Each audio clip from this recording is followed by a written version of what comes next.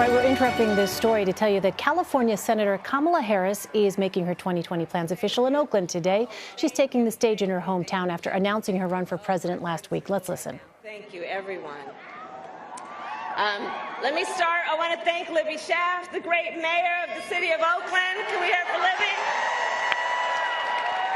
And that incredible introduction and our long-standing friendship. You know, our mothers were friends together also here in Oakland, and I can't thank you, Libby, enough for your leadership and your friendship. So here we are. Here we are. Here we are. Well, let me tell you, I am so proud to be a daughter of Oakland, California.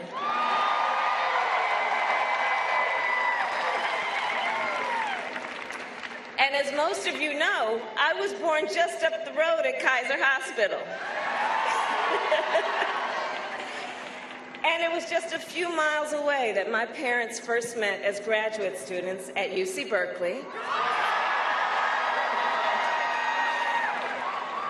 where they were active in the civil rights movement. And they were born half a world apart from each other. My father, Donald, came from Jamaica to study economics. My mother, Shamala, came from India to study the science of fighting disease. They came here in pursuit of more than just knowledge. Like so many others, they came in pursuit of a dream. And that dream was a dream for themselves, for me, and for my sister Maya. As children growing up here in the East Bay, we were raised by a community with a deep belief in the promise of our country and a deep understanding of the parts of that promise that still remain unfulfilled. We were raised in a community where we were taught to see a world beyond just ourselves, to be conscious and compassionate about the struggles of all people. We were raised to believe public service is a noble cause and the fight for justice is everyone's responsibility. In fact, my mother used to say, "Don't sit around and complain about things, do something." And basically, I think she was basically saying, you've got to get up and stand up and don't give up the fight.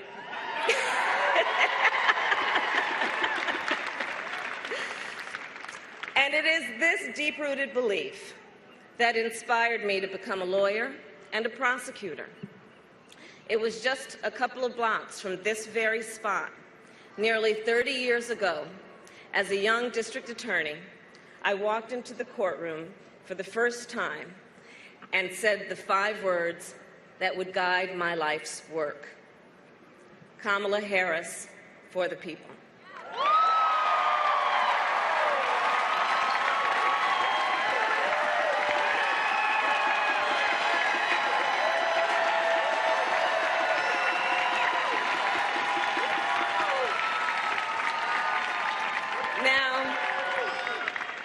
Now I knew our criminal justice system was deeply flawed, but I also knew the profound impact law enforcement has on people's lives and its responsibility to give them safety and dignity. I knew I wanted to protect people, and I knew that the people in our society who are most often targeted by predators are also most often the voiceless and vulnerable. I believed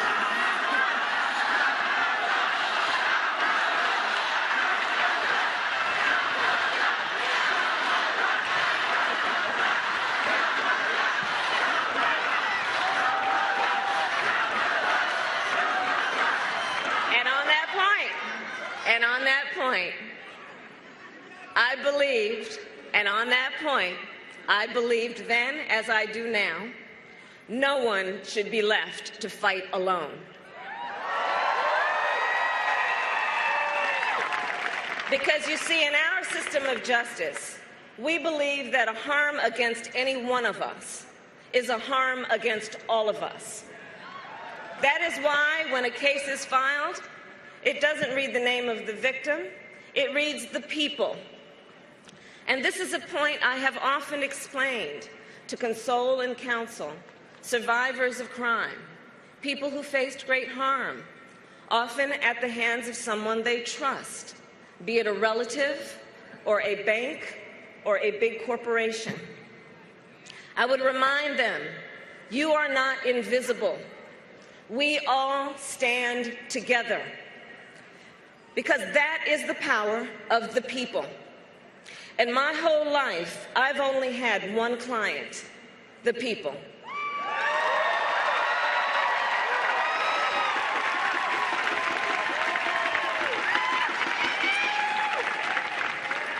And fighting for the people meant fighting on behalf of survivors of sexual assault, a fight not just against predators, but a fight against silence and stigma.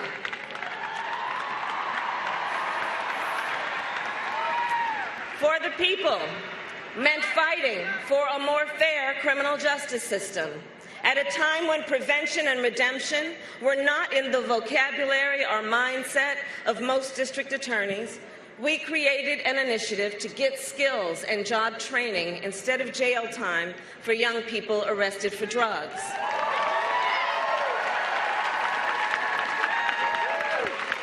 For the people meant fighting for middle-class families who had been defrauded by banks and were losing their homes by the millions in the Great Recession. And I'll tell you, sitting across the table from the big banks, I witnessed the arrogance of power. Wealthy bankers accusing innocent homeowners of fault, as if Wall Street's mess was of the people's making. So we went after the 5 biggest banks in the United States. We won $20 billion for California homeowners. And we passed. And together, we passed the strongest anti-foreclosure law in the United States of America. We did that together. For the people meant fighting transnational gangs who traffic in drugs and guns and human beings. And I saw their sophistication, their persistence, and their ruthlessness. And folks, on the subject of transnational gangs, let's be perfectly clear. The president's medieval vanity project is not going to stop them.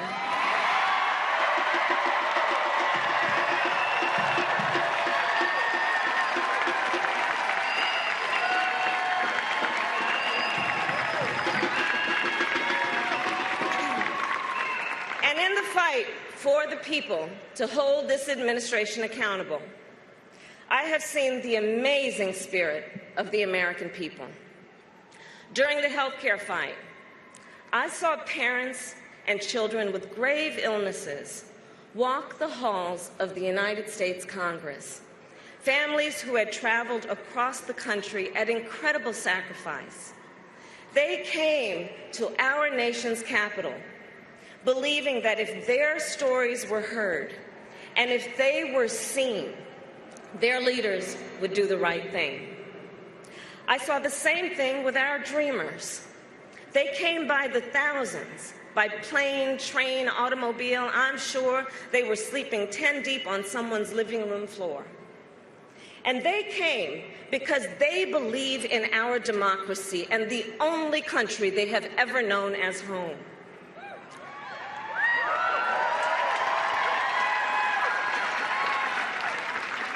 I met survivors who shared their deepest and most painful personal experiences, who told stories they had never before revealed, even to their closest loved ones, because they believed that if they were seen, that their leaders would do the right thing and protect the highest court in our land.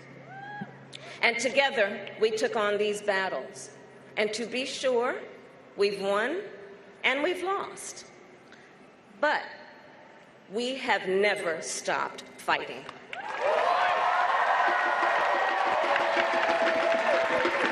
We have never stopped fighting.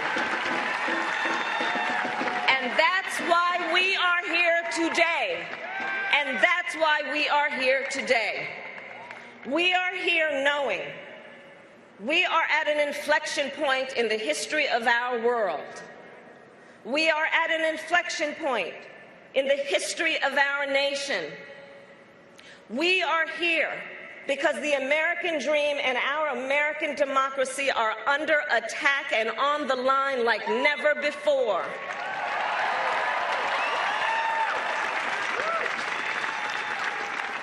And we are here at this moment in time because we must answer a fundamental question.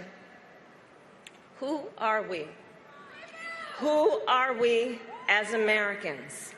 So let's answer that question to the world and each other right here and right now. America, we are better than this. We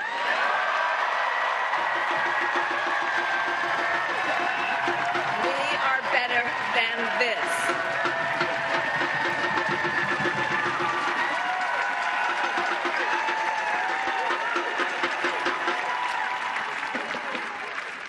When we have leaders who bully and attack a free press and undermine our democratic institutions, that's not our America. When white supremacists march and murder in Charlottesville or massacre innocent worshipers in a Pittsburgh synagogue, that's not our America.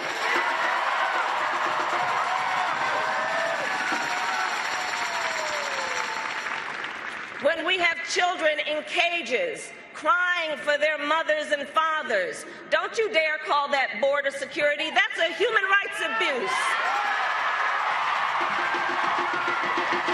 And that's not our America.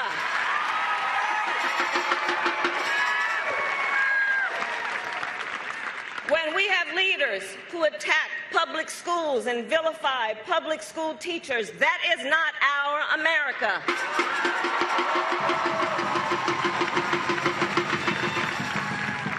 When bankers who crashed our economy get bonuses, but the workers who brought our country back can't even get a raise, that's not our America.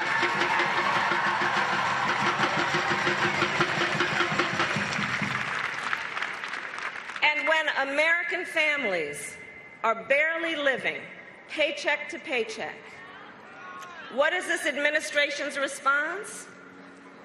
Their response is to try and take health care away from millions of families. Their response is to give away $1 trillion to the biggest corporations in this country. And their response is to blame immigrants as the source of all our problems. And guys, let's understand what's happening here. People in power are trying to convince us that the villain in our American story is each other. But that is not our story. That is not who we are. That is not our America.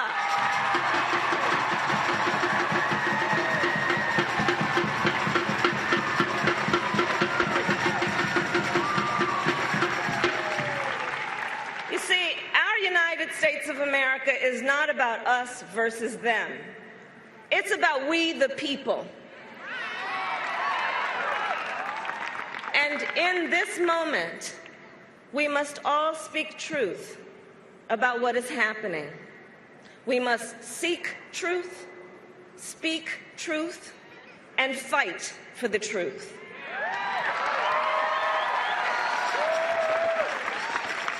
So let's speak some truth. Shall we? Let's speak truth about our economy. Our economy today is not working for working people. The cost of living is going up, but paychecks aren't keeping up. For so many Americans, a decent retirement feels out of reach, and the American dream feels out of touch. The truth is, our people are drowning in debt. Record student loan debt, car loan debt, credit card debt, resorting to payday lenders because you can't keep up with the bills. People are drowning in America. We have a whole generation of Americans living with a sinking fear that they won't do as well as their parents. And let's speak another truth about our economy. Women are paid on average 80 cents on the dollar, black women 63 cents, Latinas 53 cents. And here's the thing, when we lift up the women of our country, we lift up the children of our country, we lift up the families of our country, and the whole of society benefits.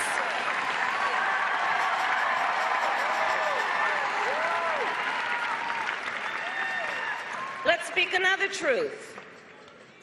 Big pharmaceutical companies have unleashed an opioid crisis from the California coast to the mountains of West Virginia, and people, once and for all, we have got to call drug addiction what it is, a national public health emergency.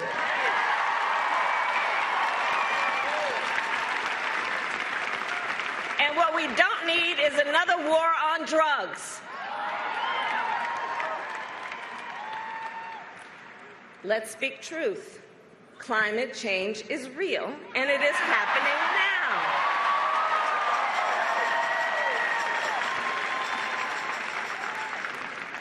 Everybody here knows, from wildfires in the West, to hurricanes in the East, to floods and droughts in the heartland.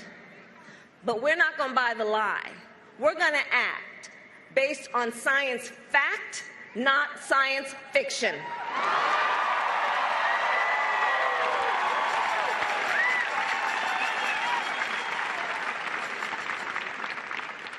And let's speak an uncomfortable but honest truth with one another. Racism, sexism, anti-Semitism, homophobia, transphobia are real in this country.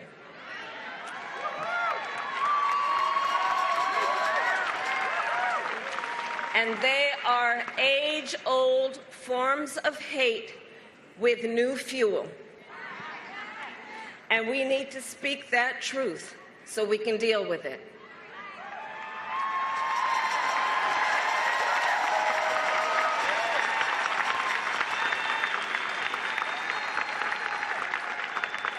Let's also speak the truth that too many unarmed black men and women are killed in America.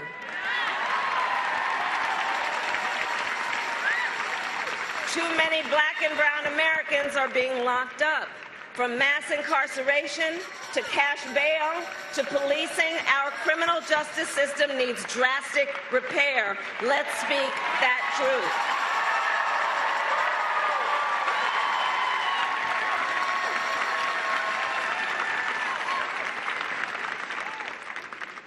And let's speak truth.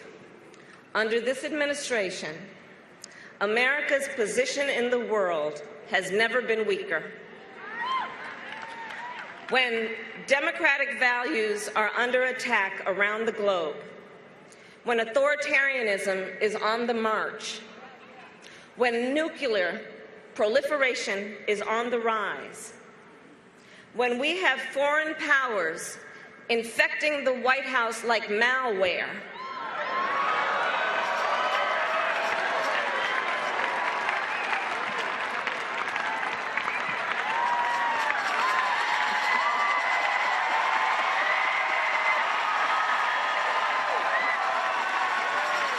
let's speak that truth.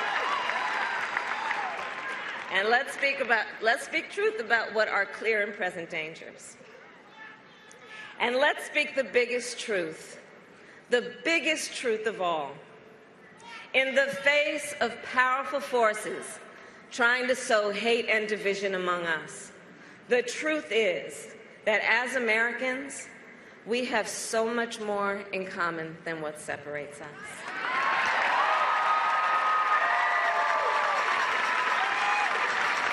Let's speak that truth.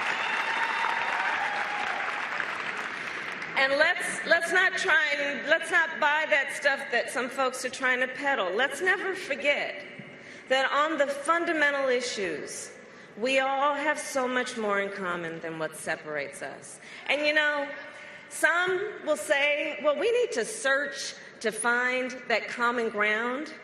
Here's what I say. I think we need to recognize we are already standing on common ground.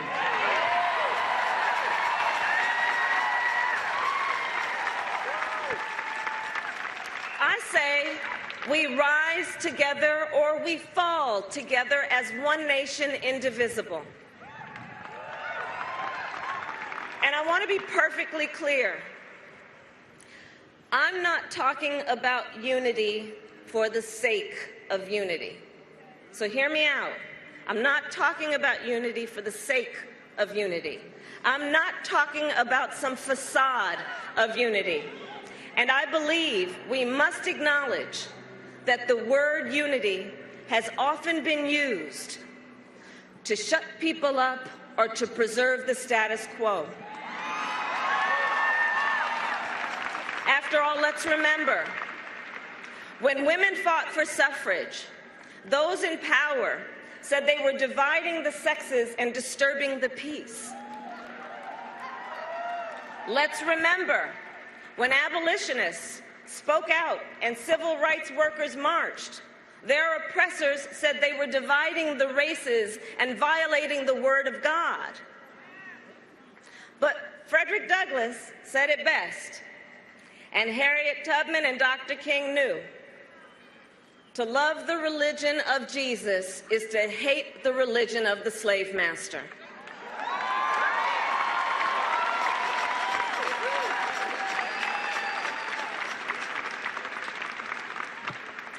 When we have true unity, no one will be subjugated for others.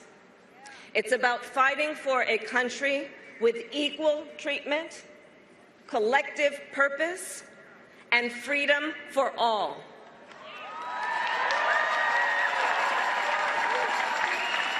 That's who we are. That's who we are. And so, I stand before you today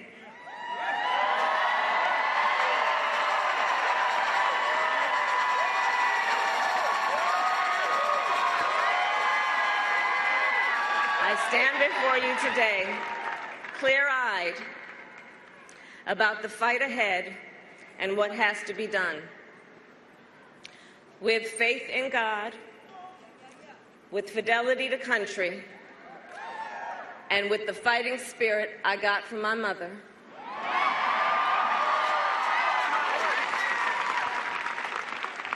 I stand before you today to announce my candidacy for President of the United States.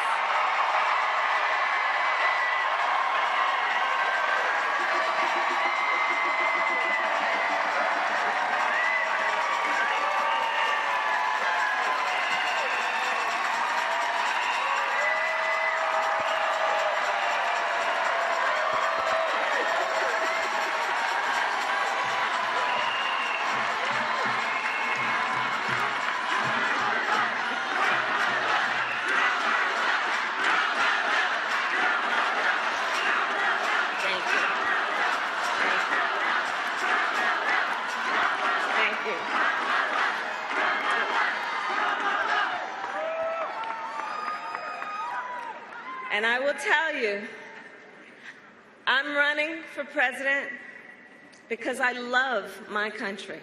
I love my country. I'm running to be president of the people, by the people, and for all people.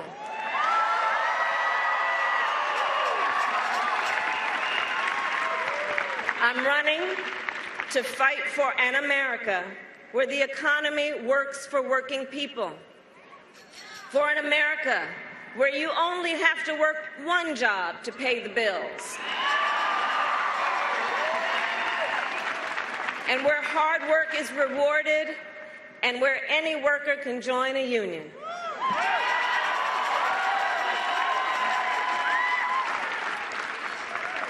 I am running to declare, once and for all, that health care is a fundamental right,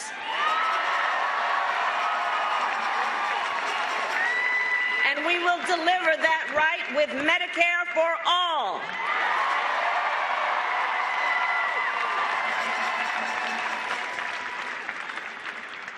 I am running to declare education is a fundamental right,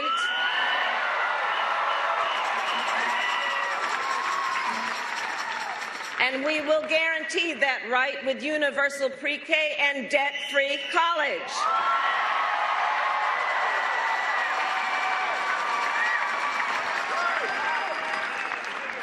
I am running to guarantee working and middle-class families an overdue pay increase. We will deliver the largest working and middle-class tax cut in a generation, up to $500 a month to help America's families make ends meet. And we'll pay for it. We'll pay for it by reversing this administration's giveaways to the top big corporations and the top 1%.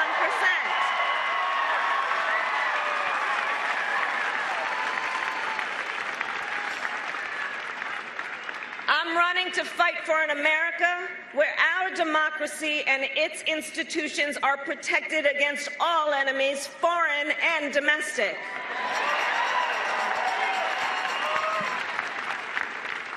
Which is why I will defend this nation against all threats to our cybersecurity.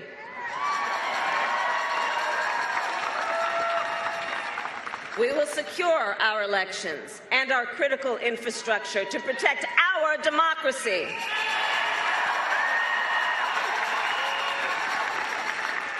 And we will honor our service members and veterans, so no one who has served this country has to wait in line for weeks and months to get what they are owed when they return home on first day.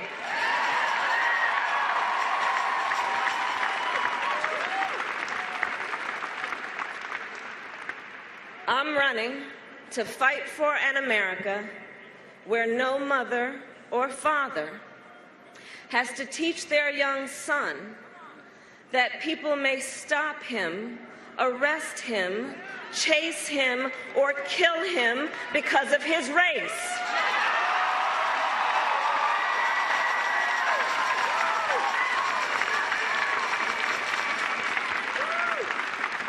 An America where every parent can send their children to school without being haunted by the horror of yet another killing spree.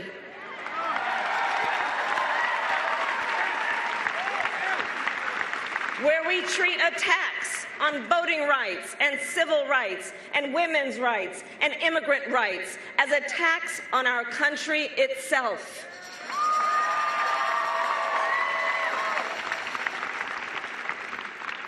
An America where we welcome refugees and bring people out of the shadows and provide a pathway to citizenship.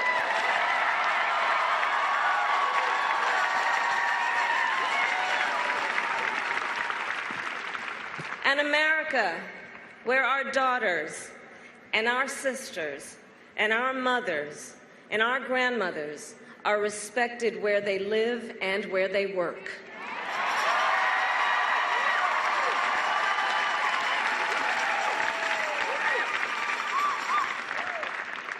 Where reproductive rights are not just protected by the Constitution of the United States, but guaranteed in every state.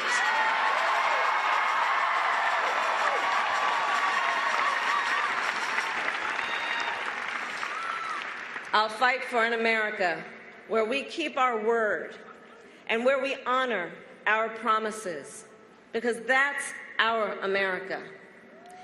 And that's the America I believe in. That's the America I know we believe in. And as we embark on this campaign, I will tell you this: I am not perfect. Lord knows I am not perfect. But I will always speak with decency and moral clarity and treat all people with dignity and respect.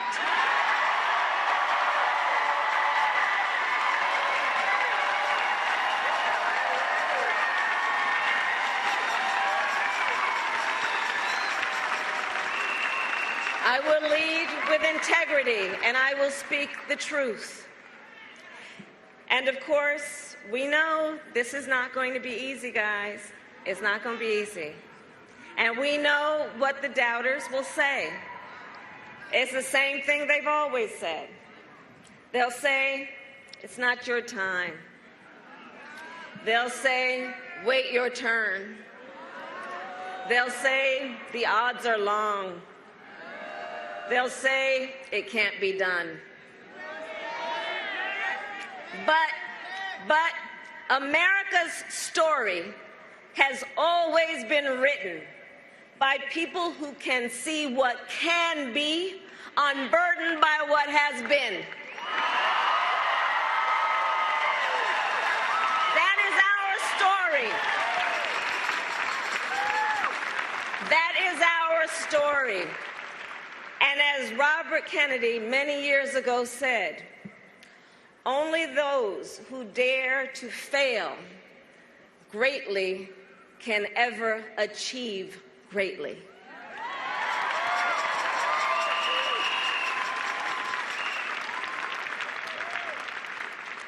He also said, I do not lightly dismiss the dangers and the difficulties of challenging an incumbent president. But these are not ordinary times, and this is not an ordinary election. He said, at stake is not simply the leadership of our party and even our country.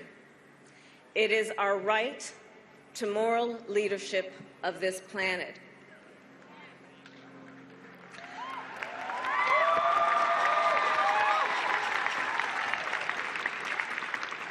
So today, I say to you, my friends, these are not ordinary times, and this will not be an ordinary election.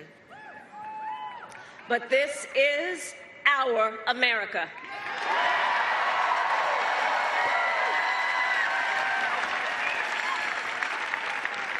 And so here's the thing. It's up to us. It's up to us. Each and every one of us. So let's remember, in this fight, we have the power of the people. We can achieve the dreams of our parents and grandparents. We can heal our nation. We can give our children the future they deserve. We can reclaim the American dream for every single person in our country. And we can restore America's moral leadership on this planet.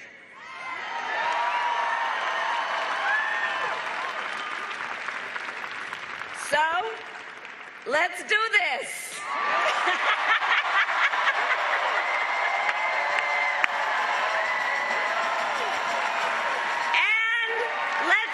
Together, and let's start now, and I thank you